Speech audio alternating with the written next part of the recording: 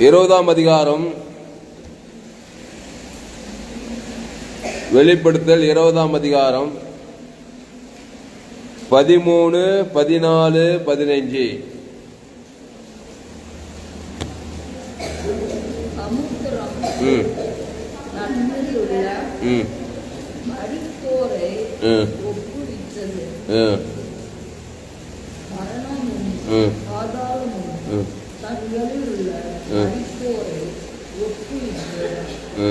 யாவரும் தங்கள் தங்கள் கிரியைகளின்படியே நியாயத்தில் படைந்தார்கள். அப்பொழுது மரணமும் பாதாளமும் அக்னி கடலிலே தள்ளப்பட்டன. இரண்டாம் மரணம் ஜீவ புஸ்தகத்தில் எழுதப்பட்டவனா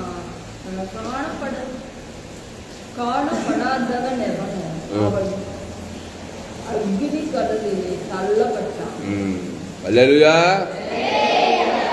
வாய்ஸ்ல ஒருத்தர் படிங்க, சத்தமா படிங்க.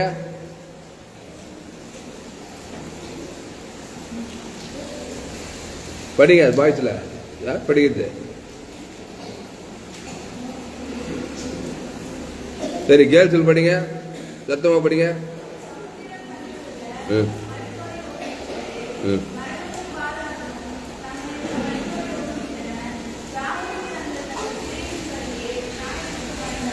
போதும். அதாவது வெளிப்படுத்தல் 20, 21, 22 எல்லாம் கடைசி நாட்களில 2ஆம் வருகை முடிஞ்சு அதுக்கப்புறம் நடக்கிற காரியங்கள் எல்லாம் எழுதி, ஏன்னா அதுதான் எண்டு. ஆதியாகமத்தை தொடங்கி வெளிப்படுத்தல் தான் எல்லா காரியத்தையும் முடிக்கிறாரு ஆண்டவர்.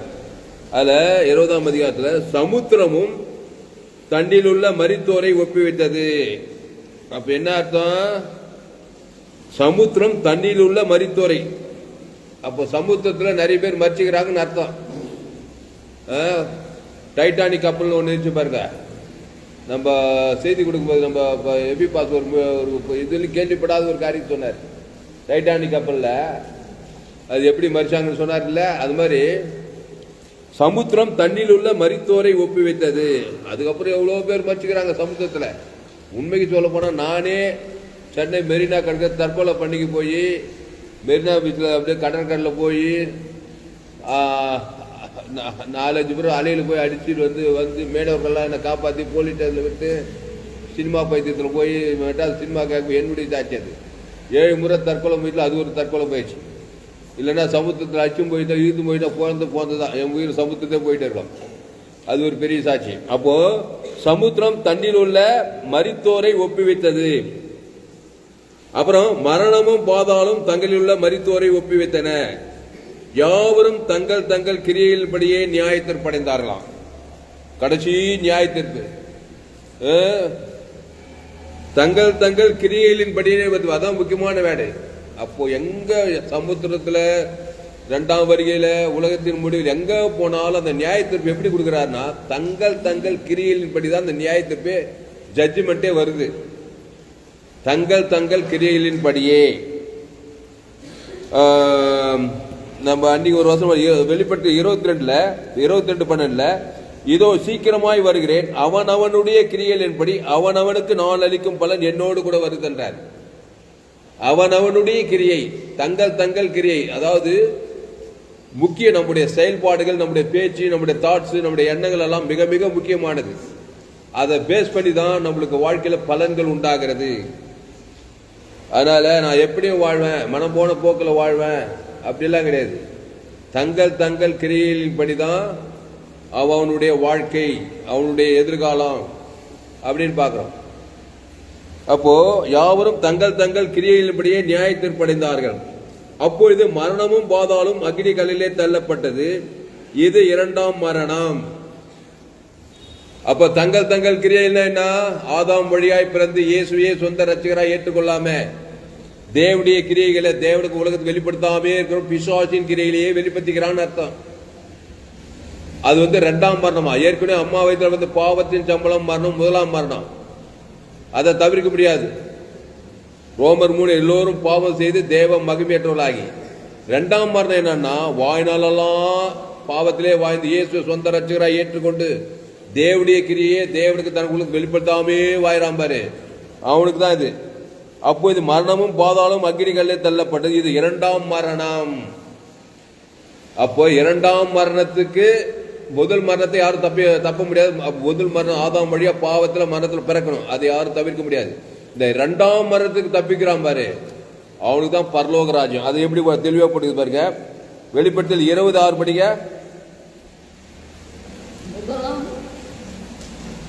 படி.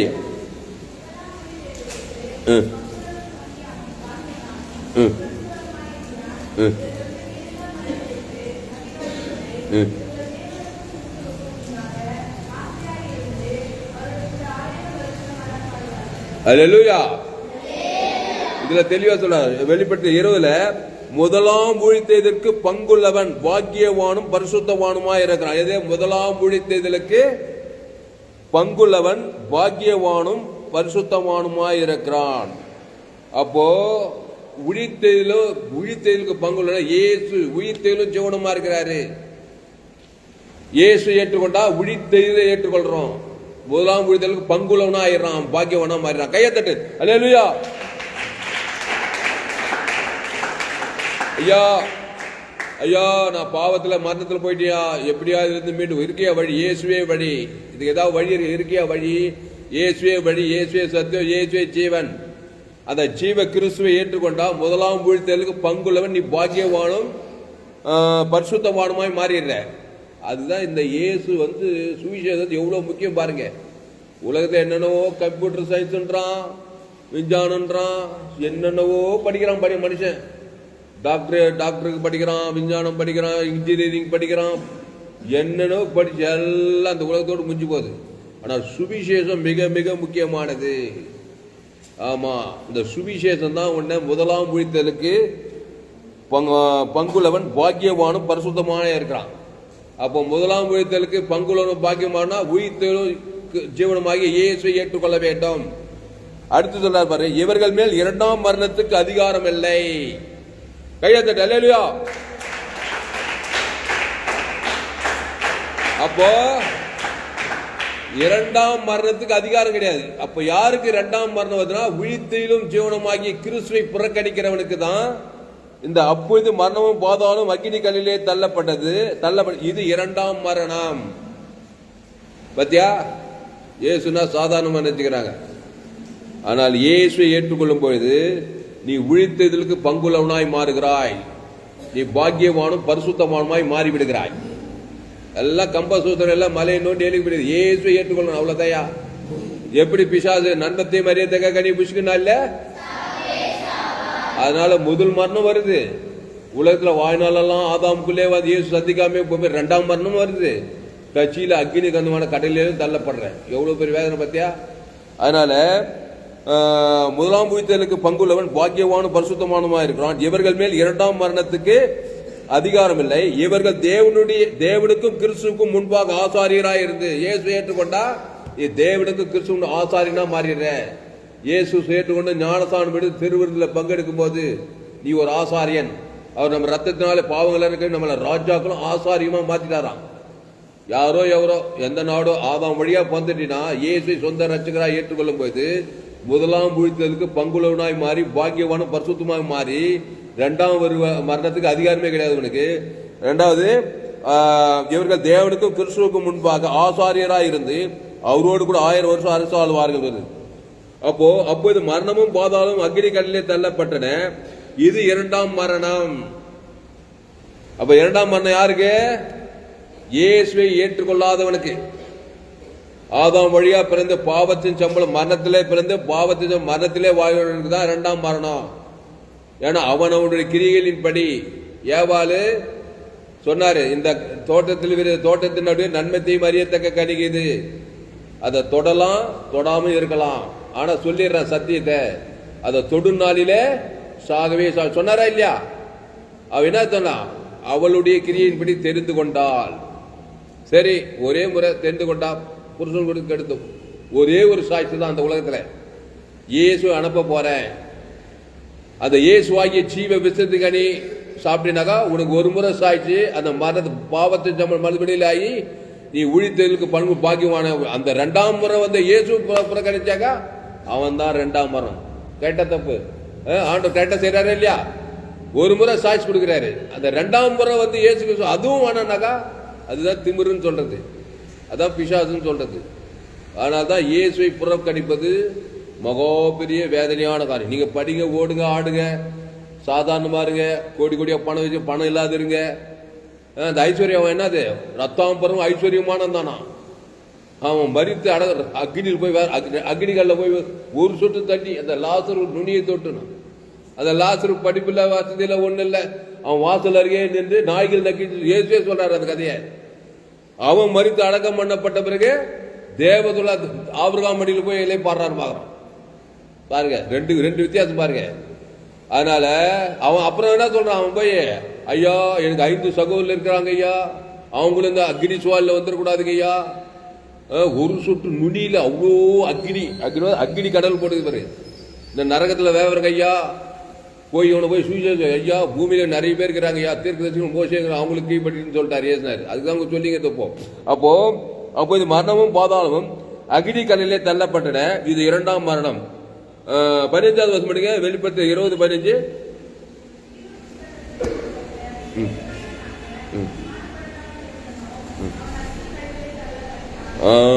பாயிண்ட் கொட்டாரு. ஆட்ட கட்சி மாட்ட கட்சி கட்சியில எங்க டோனு ஐயா, எந்த செய்தி எடுத்தாலும் அந்த பாயிண்ட்ல வந்து நிக்கிறீங்க. கண்டுபிடிச்சிட்டாரு. எங்க தம்பி சொல்றாரு, கூட போது தம்பி டேவிட், எந்த செய்தி சொன்னா அந்த பாயிண்ட்ல வந்து நிக்கிறேன். அதே மாதிரி இங்க நிறைய பேர் சொல்றாங்க. அந்த பாயிண்ட்ல தான் வந்து நிக்கிறான். அந்த பாயிண்ட்ல வரலன்னா அந்த செய்தியே வேஸ்ட். பாயிண்ட் இல்லாதுக்க மாட்டார் ஏசினாரு. அதே மாதிரி பிசாசும் பாயிண்ட் இல்லாதுக்க மாட்டான். எப்படி சுத்தி வா, பாவத்தின் சம்பளம் மரணத்திலேயே போய் பாயிண்ட்லேயே நிற்பான். ஏசு எப்படி வா, அவர் பாயிண்ட்லேயே நானே வழி நானே ஜீவன்லே இருப்பார். கையை தட்டு. அல்லேலூயா.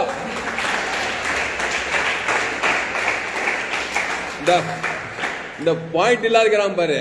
ஆமா, ஆத்துல இருக்கிறானா, சேத்துல இருக்கிறானா, இருள் இருக்கிறானா, வெளுத்துல இருக்கிறானா, அப்படியே என்ன பண்றான், ஏது பண்றான் சொல்றவங்க தெரியாது, கேட்கறவங்க தெரியாது. அப்புறம் மூச்சிட்டு இருப்பான். பாயிண்ட்லேயே இருக்கிறார் இயேசு.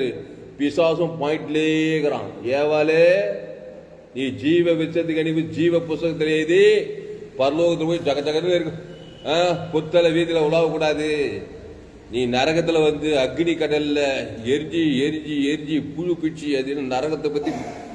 நரகம்னா கேள்வி விளக்கமே தேவையில்லை. நரகம், பாதாளம் அப்படின்னு போடப்படுது. அப்போ ஜீவ புஸ்தகத்தில் எழுதப்படாதவனாக காணப்படாதவன் எவனோ, ஜீவ புஸ்தகத்தில் எழுதப்பட்டவனாக காணப்படாதவன் எவனோதான் அவன் தான் அக்னி கடல்ல தள்ளப்படுவான். அப்போ ஜீவ புஸ்தகம் யாரு? இயேசு. நானே வழி சத்தியமா,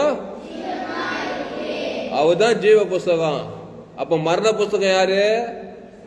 பிசாசு தான் மரண புஸ்தகம். நன்மை தீமை அறியத்தக்க கனி புடிச்சுக்க நாளில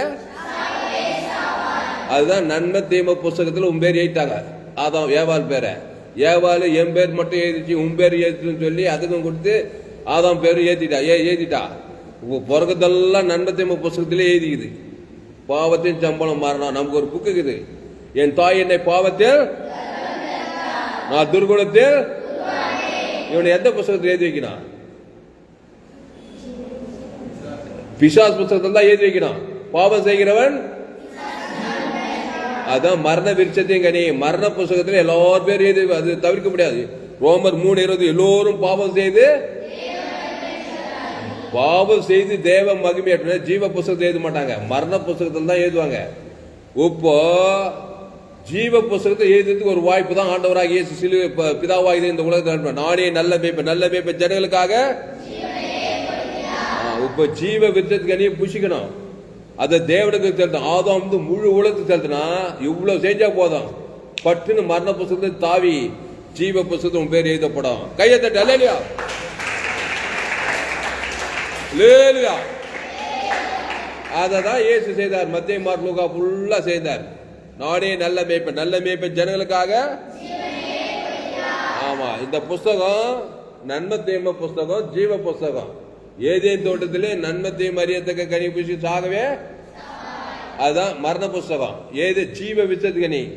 தேவன் ஜீவனாய் இருக்கிறார். என் பிதா ஜீவனுடையவராய் இருப்பது போல குமாரன் ஜீவனுடையவராய் இருக்கும்படி அருள் செய்திருக்கிறார்.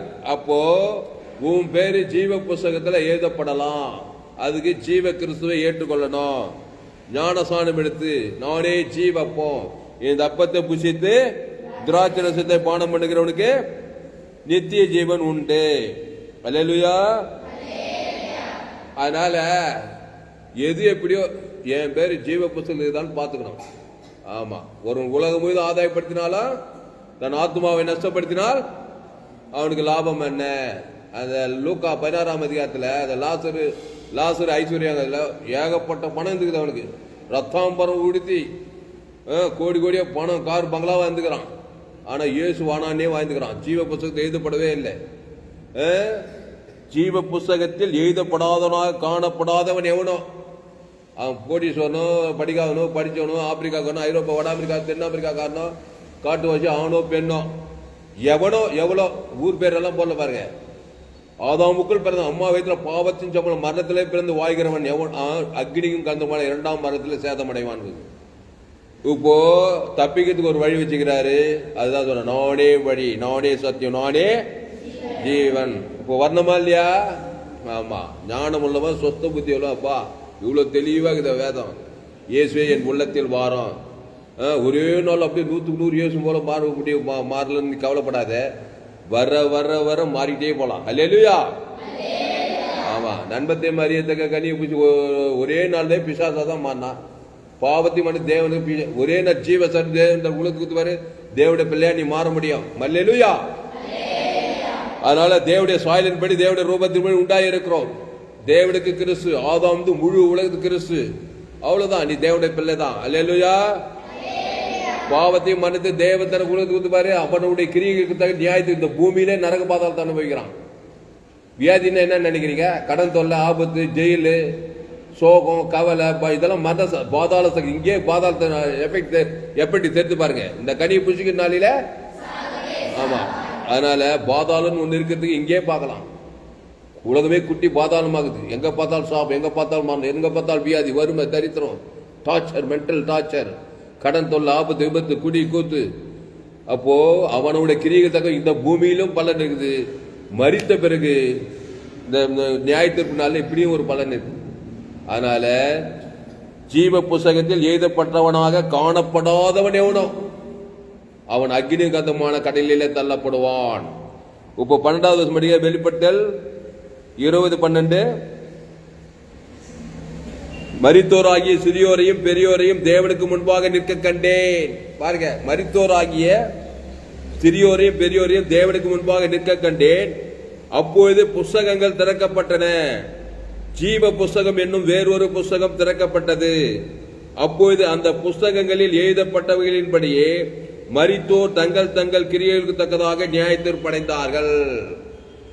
அப்போ ஜீவ புஸ்தகத்தில் வரணும்னா ஜீவ கிறிஸ்துவை உலகத்திலேயே ஏற்றுக்கொள்ள வேண்டும். நானே வழியும் சத்தியமோ. அதனால இயேசுவே இந்த கதையோடு முடிச்சிடறேன். நான் எல்லாத்துக்கும் இயேசு தான் மாதிரி. இயேசுவே என்ன தெரியுமா? மரண புஸ்தகத்துக்கு போறாரு, சிலுவைக்கு போறாரா இல்லையா?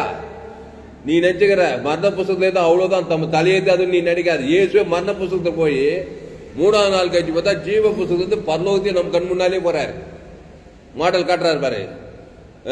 அதான் ஒரு ஒரு ஒரு நல்ல குரு யாருன்னா பிரசங்கம் பண்ணிக்கிட்டே போகக்கூடாது. போய் கோதால இறங்கி நம்மள மாதிரி மாறணும். அதுதான் அதில் தான் இயேசு டாப்பு. அல்லேலூயா. இது சாதாரண காரியம். யாராவது அவர் மகா பரிசுத்தர், பாவத்தை பாராத சுத்தகனன். சிலுவன்னா என்னது? காரி துப்பணும், அவமானம், வெக்கம், நெந்த உலக எல்லாம் சாப்பிடணும். அதுதான் ஜெபம் பண்ண. பிதாவே இந்த பாத்திரம் என்னை விட்டு நீங்க கொடுமானால் நீங்க படி ஆயினும் என்னுடைய சத்தம் இல்லை. அப்படி என்ன சொல்ல, நான் பரிசுத்தன், எல்லாரும் என்ன காரி துப்பாங்க, பாவ சாபம் மான தத்தித்தெல்லாம் என் மேல கொட்டுவாங்க, பாதாளத்துக்கெல்லாம் போனோம். இந்த பாத்திரம் என்னை விட்டு நீங்க கொடுமால் நீங்க ஆயினும் என்னுடைய சத்தம் இல்லை, உம்முடைய சித்தத்தின்படி. அப்ப ஏசு பிதாவாகி தேவன் என்ன சொன்னார்? இல்லை மகனே, நீரே வழி, இதை மாற்ற முடியாது, நீ சிலுவைக்கு போய்தான் ஆகணும். அப்ப என்ன பண்ணணும்? இமை போய்த்து நான் உன்னை கைவிடணும், இவர் அவரை கைவிடணும். அவ்வளவுதான். மரணத்துக்கு போனாரா? பாவத்தின் சம்பளம் மரணம் வந்தது. நம்முடைய பாவத்தின் சம்பளம் மரணம் வந்ததுமே ஜீவ பிதா விட்டு கைவிட்டு பாவத்தின் சம்பளம் மரண புஸ்தகத்தில் வந்து ஜேசுனார் பேரு. சிலுவை மரணம் வந்ததா இல்லையா? உன்ன மாதிரி என்ன மாதிரி ஆயிட்டு தலைமையில கை, ஐயோ ஐயோ என் பேர் மரண புஸ்தகத்தில் வந்துச்சு, பாதாத்துக்கு போயிட்டேன். இல்ல பாரு, அவருக்கு வாய்ப்பு. இமை போய்து கைவிட்டேன், ஆனால் நித்திய கிருபை உனக்கு இறங்கவே சொல்லி அவ்வளோ பாவத்தையும் மரணத்தையும் உன்ன மாதிரி என்ன மாதிரி ஒரு மாடல் காட்டி ஜீவ வார்த்தையை பேச பாருங்க. ஜீவ சர்வ ஜீவ ரத்தம் கொடுக்கிறாரு. பிதாவே உடைய கையில் ஆவியை ஒப்பித்து ஜீவ சர்வ ஜீவ ரத்தத்தை கொடுத்தாரு. ஈட்டியால் குத்தாரு. ஆதாம் முழு உலகத்து கொடுத்தாரு. இது வந்து நம்ம எப்படி விடுதலையாகி வரது ஒரு மாடல் காட்டணும். ஒரு சினிமா படத்துல, ராமராஜன் படத்துல இந்த செந்தில் கிராம பாரு.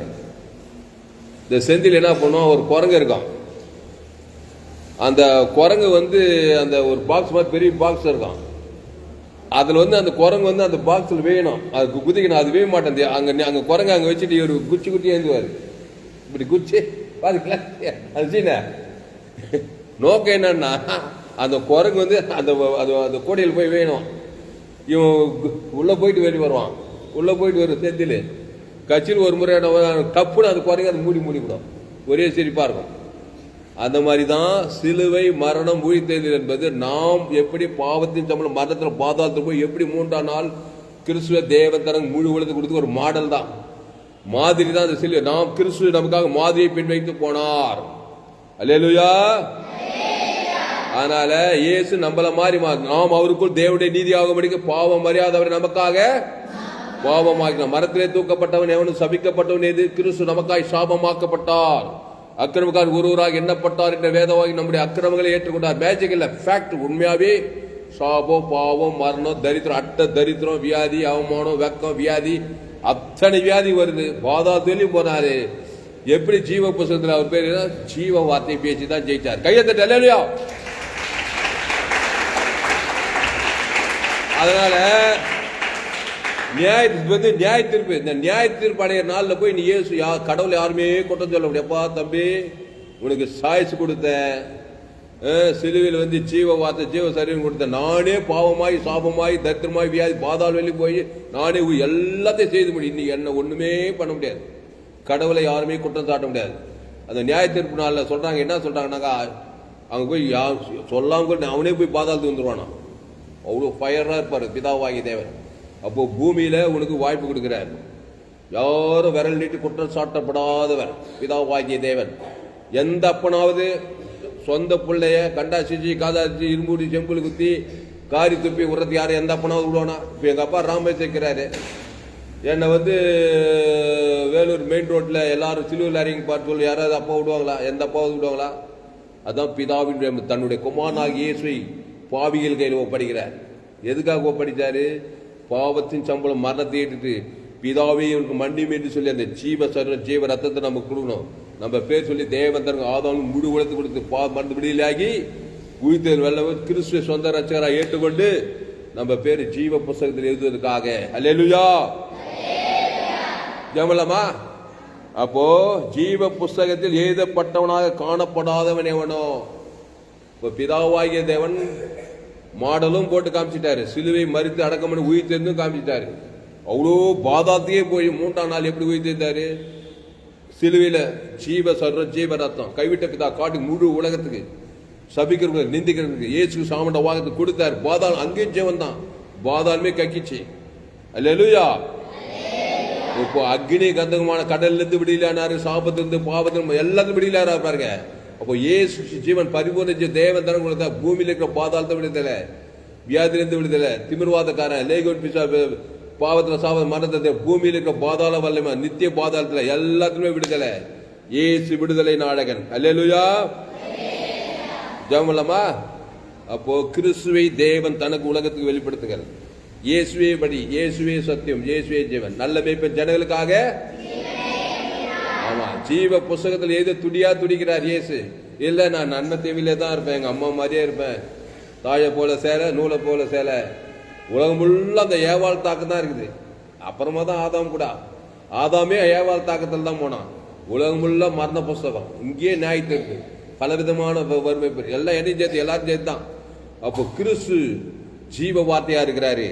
நானே வழியும் சத்தியமும் திருடவும் கொல்லவும் அழிக்கும் வரும் வேறு நானும் அவைகளுக்கு ஜீவன் உண்டாயிருக்கவும் அது பரிபூர்ணப்படும் ஜோயே ஜீவனுக்குள்ள வரணும். இந்த புஸ்தகத்துல நன்மத்தையும் அறியத்தக்க கணிப்பு வேதம் போல் ஆதியாவது வெளிப்பது பிசாசின் ராஜ்யம் பாதாள ராஜ்யம் இயேசு ஜீவித்தது என் பிதா ஜீவகுமார ஜீவனோட இருக்கும்படி அருள் செய்திருக்கிறார். ஆதியாவது வெளிப்பது இயேசு கிறிஸ்துவின் ஆமட்ட வாக்கு தத்துவம். ஆனால் கிறிஸ்துவை தேவன் தனக்கு ஆதாம் முழு உலக கொடுங்கள். கர்த்தர் உங்களை ஜீவ புஸ்தகத்தில் எழுதுவார். அந்த 2ஆம் மரணத்துக்கு தப்பிப்பார். 1ஆம் உயிர்த்தலுக்கு பங்குள்ளன் பாக்கியவானும் பரிசுத்தமானவார் இருப்பான். இவர்கள் மேல் 2ஆம் மரணத்துக்கு அதிகாரம் இல்லை. அல்லேலூயா. ஐயா ஜெபம் பண்ணீங்களா ஐயா?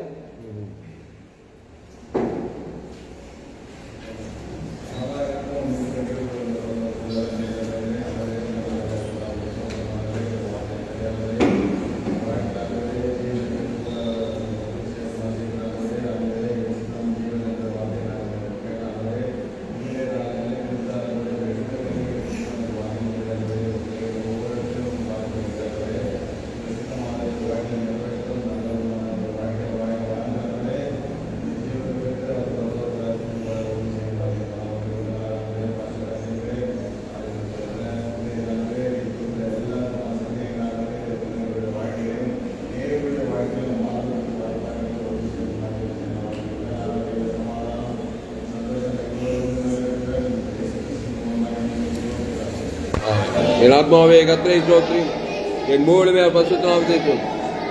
என் ஆத்மாவே கர்த்தரை ஸ்தோத்திரி, அவர் செய்து சகல உபகாரம் வருவார். அல்லேலூயா. கர்த்தருக்கு மகிமை உண்டாவதாக. என்னுடைய பேர் பாஸ்டர் தாமஸ். பரிபூர்ண ஜீவன் சபை சோழவரம் பகுதியில் எங்கள் சபை நடக்கிறது. ஒவ்வொரு நாட்டையும் ஆன்லைன் மூலமாக ஃபேஸ்புக்கில் போங்க, தாமஸ் யூடியூப்பில் போங்க, ஏஎல்சி வெல்லூர் சர்ச் பண்ண சப்ஸ்கிரைப் பண்ணிக்கொள்ளுங்க. உங்கள் நண்பர்கள் பிள்ளைகளுக்கெல்லாம் ஷேர் பண்ணுங்க. குறைந்து ஒரு 100 பேருக்கு இந்த செய்தி ஷேர் பண்ணுங்க. நிச்சயமாக நீங்கள் ஆச்சு இந்த சேனலை சப்ஸ்கிரைப் பண்ணிக்கொள்ளுங்கள். உங்கள் சேனல் துளசிராம் தாமஸ், உங்கள் சேனல் எஃப்ஜி வெல்லூர் ஒரு சேனல், இந்த சேனலை சப்ஸ்கிரைப் பண்ணிக்கொள்ளுங்கள். கர்த்தர் ஆச்சு அந்த செய்தி உங்களோடு கூட பேசியிருக்கிறார். கர்த்தரை கனம் பண்ணுங்கள். கர்த்தருக்கு காணிக்கை செலுத்த உங்களுக்கு விரும்புதால் கூகுள் பே நம்பர் 73395866 கால் பண்ணி கர்த்தர் ஆஸ்வதிப்பார். இந்த சேனலை சப்ஸ்கிரைப் பண்ணி இன்னும் ஏராளமான செய்திகள் கடைசி நாள் ஏப்ரல் 12 எல்லா செய்திகள்.